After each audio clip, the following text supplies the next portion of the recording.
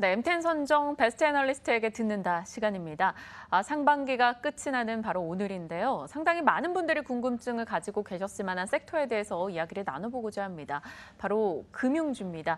본격적인 글로벌 금리 인상 시기에 돌입하면서 금융주가 그 수혜를 볼 것이다. 이런 얘기들이 참 많았었는데 주가 움직임은 그에 부합하지 못했습니다. 규제적인 측면도 있었고요. 뿐만 아니라 각종 채용 비리라던가 불거진 이슈들도 너무나 많았었기 때문이죠. 오늘 증권, 보험, 금융주들 전반에 대한 이야기 다뤄보고자 베스트 애널리스트 이분과 이야기 나눠보겠습니다. 하이투자증권 강승건 연구원 모셨습니다. 어서 오세요. 예, 안녕하세요. 네, 안녕하십니까. 하나씩 좀 풀어보죠. 증권주 먼저 저희가 이야기 나눠본다면요. 지수가 이렇게 흔들리다 보니까 아무래도 증권주도 당연히 신저가 움직임이 나올 수밖에 없습니다. 흔들림이 많이 포착되고 있는데요. 이제 하반기부터는 조금 나아질 수 있다라고 보시는지 업황에 대한 전망 어떻게 가져가세요? 하반기에 대한 기대치는 이제 아주 높지는 않습니다. 네. 이미 이제 그 상반기를 놓고 보면 시장 변수들이 많이 도와주면서 증권업 쪽들의 실적들이 매우 좋았었고요. 하지만은 지금 금리나 거래대금이 이제 1, 2분기 지나면서 줄어드는 부분들을 감안을 하면 3, 4분기와 4, 4분기 이런 부분들에 기대면서 증권업종의 강세를 예측하기는 좀 어려울 것 같습니다. 그래서 하반기에는 그 시장 전체보다는 종목별 차별화에 집중하는 것들이 좀 더 유효하다라고 생각을 하고 있습니다. 상반기 떠올린다면 바이오나 남북 경협주나 이런 종목들로 투자자들의 거래가 굉장히 활발했기 때문에 증권주에겐 당연히 득이 될 수밖에 없었겠죠. 그런데 하반기에 대해서는 일단 기대치는 조금 낮춰보자 이야기를 주셨습니다. 그럼 이 증권사들의 실적 이야기는 어떻게 나오고 있습니까, 지금? 예, 2분기 실적도 양호할 걸로 생각을 하고 있습니다. 저희가 이제 2분기에 예상되는 저희 유니버스 증권사 ROE는 한 10%가 좀 넘어가는데요.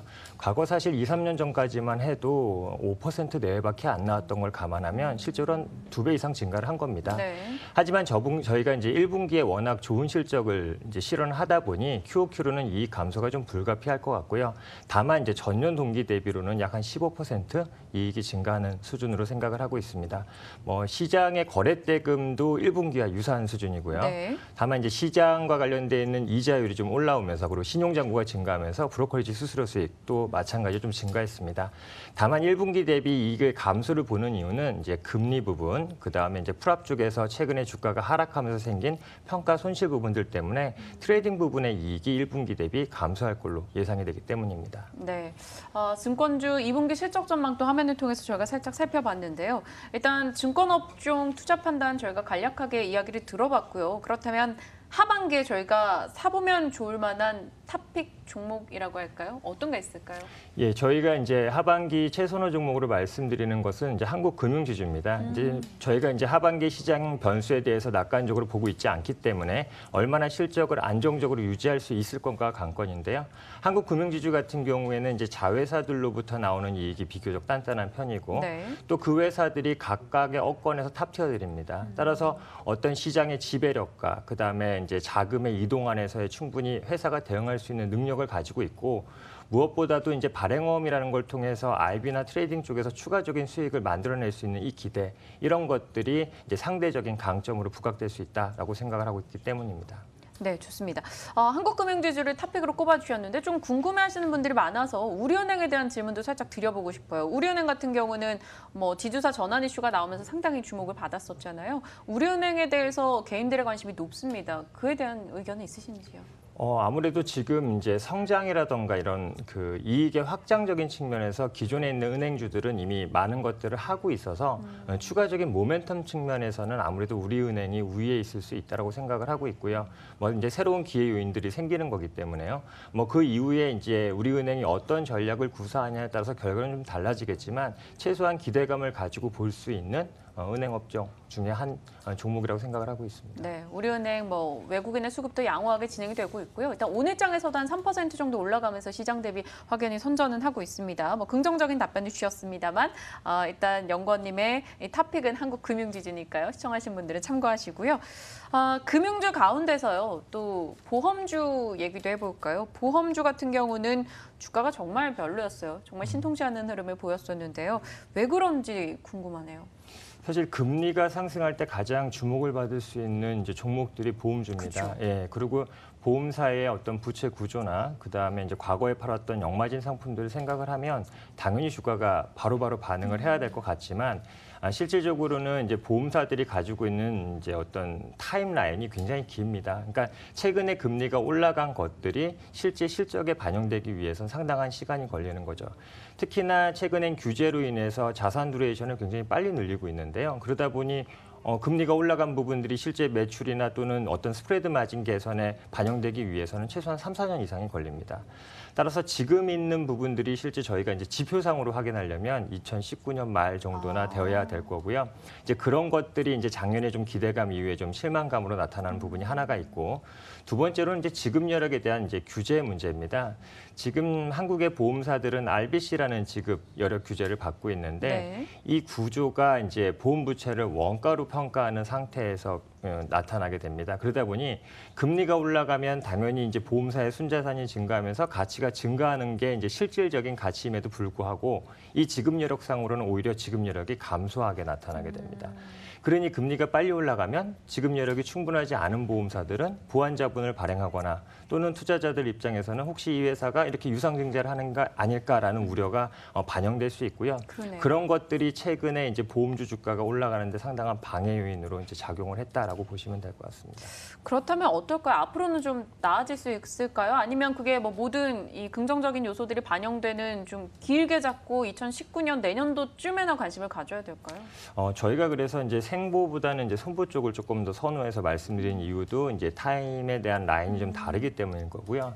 이제 손해보험은 이 금리와 관련된 이벤트 말고도 손해율과 이제 사업 비율이라는 비교적 단기적으로 움직이는 지표들이 있습니다. 특히나 이제 1분기에 이제 손해보험 쪽에서는 신계약 판매 경쟁이 굉장히 격화되면서 비용을 많이 썼어요. 네. 그래서 실적이 매우 부진했었습니다. 근데 그런 것들이 이제 2분기 넘어오면서 안정화가 되고 있고 3분기가 되면 이제 YOY로 다시 이익이 증가하는 구간으로 넘어가게 됩니다. 따라서 저희는 이제 지금 금리에 대한 것들은 기본적인 바탕을 깔아두고 비교적 단기 모멘텀들이 생기는 보험주에 집중하자라고 말씀을 드리고 있습니다. 그렇다면 그 보험주 내에서는 어느 쪽으로 좀 좁혀볼까요? 답지를 조금씩 좁혀 나갈게요. 저희는 이제 이익권 손해보험사를 좀 더 선호하고 있고요. 그래서 최선호 종목으로 이제 DB 손해보험이랑 이제 현대해상을 말씀을 드리고 있습니다. 네. 이제 이 두 회사의 특성을 보게 되면 이제 첫 번째는 RBC 비율이 아주 높지는 않습니다. 따라서 최근에 이런 이제 RBC 규제와 관련되어 있는 부분들은 일정 부분 노출이 되어 있는데요. 네. 하지만은 신용 등급이 굉장히 양호하기 때문에 직접적인 유상증자가 아닌 보완자본, 즉 신종증권이나 후순위채를 통해서 이런 위험을 넘어갈 수 있다라고 기본적으로 생각을 하고 있고, 두 번째로는 이제 과거의 실손보험으로 인해서 높아졌던 손해율이 최근에 떨어지고 있고 이런 추이는 올해 내에 지속이 될 걸로 생각을 하고 있습니다. 따라서 기본적인 손해율의 개선은 이어진다. 마지막으로 1분기에 이 그 경쟁 심화로 인해서 발생했던 사업비 쪽에서의 로스 부분들이 네. 2분기에 상당 부분 완화될 거고 3분기에는 이제 지난해에도 기저가 높았었기 때문에 그 영향은 상당히 축소될 걸로 생각을 하고 있습니다. 그렇게 되면 지금의 이제 배당 수익률이 거의 4%가 넘습니다. 이 배당 수익률을 바탕으로 이 정도 낮은 주가에서 사실은 비교적 위험성이 덜하게 매수를 해서 저희가 이제 투자의 기회를 삼을 수 있다라고 생각을 하고 있기 때문입니다. 그렇다면 지금 현대해상 주가가 34,000원 언저리거든요. 어느 정도 라인까지 보시는 건가요? 이미 이제 지난해 이 회사가 이제 5만 원 원짜리까지 주가가 이제 갔었었고요. 이제 지금의 밸류에이션을 생각을 하면 저희는 이제 0.8배 정도의 PB에서 거래가 되고 있습니다. 하지만 이 회사의 ROE가 이제 15% 내외임을 감안을 하면 사실은 1배 언저리까지는 충분히 올라갈 수 있는 상황이고, 앞서서 말씀드렸던 금리가 올라가면서 순자산 가치가 감소하였다는 점을 감안할 때 BPS를 기반으로 한 밸류에이션이 이제 과거에 비해서는 조금 그 형평성이라는 부분들이 좀 낮아집니다. 그래서 저희가 P로 말씀드리면 아직 6배밖에 안 되거든요. 근데 과거에 기본적으로 8배 정도는 거래가 됐었던 종목이기 때문에 저희가 한 20% 정도의 업사이드는 굉장히 쉽게 좀 말씀드릴 수 있는 레벨이다라고 생각을 하고 있습니다. 네, 현대해상 좀 긍정적인 답변을 받아봤습니다. 일단 단기적 관점에서도 충분히 좀 관심을 가져볼 만할 것 같은데요.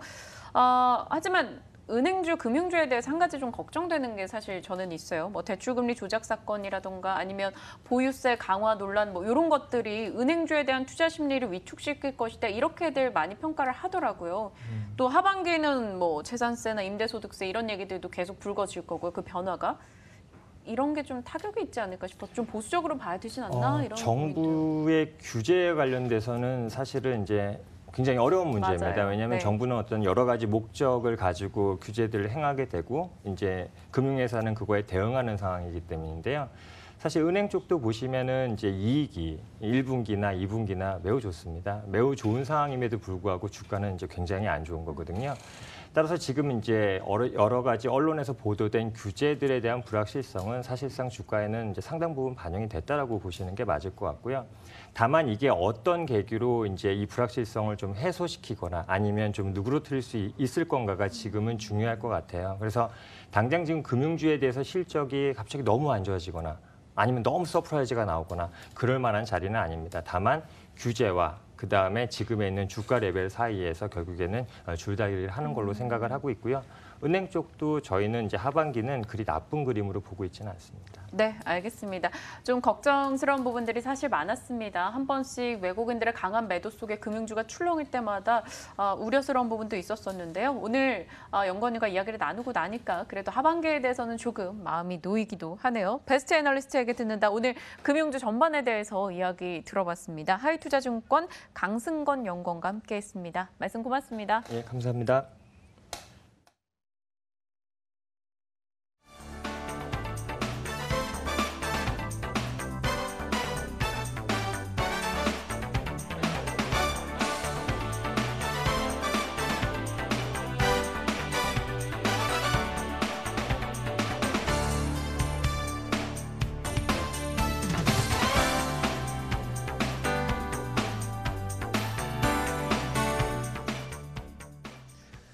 자, 다행히 시장이 장 후반으로 가면 갈수록 그래도 상승 탄력을 조금씩은 키우고 있는 것 같습니다. 코스닥 시장이 현재 0.7%까지 상승세를 보이고 있고요. 코스피 시장은 0.42% 오르고 있습니다.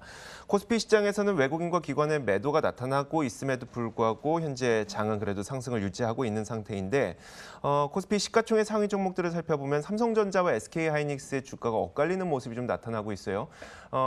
반도체에 대한 기대감은 그래도 살아있는데 삼성전자에서 핸드폰에 대한 그 우려감이 남아있기 때문에 이런 현상이 나타나는 게 아닐까라는 생각도 들고 자 이런 가운데 삼성바이오로직스가 상승하면서 코스닥 시장에 있는 시가총액 상위 종목 제약바이오 기업들도 함께 올라가는 모습이 나타나고 있습니다. 셀트리온 헬스케어가 3.5% 오르고 있고 신라제는 0.4%, 바이로메드가 3.4% 정도 이렇게 올라간 채 거래가 되고 있습니다. 자, 지금 이 시각 그 달러원 환율이 거의 9원 가까이 하락한 채 또 거래가 되고 있거든요. 원화 강세가 다시 한번 나타나고 있다는 건데 달러 인덱스를 보니까 또 0.4% 정도 하락하고 있어서 달러 약세에 의해서 원달러 환율이 내려가는 게 아닌가 이런 해석도 가능할 것 같습니다.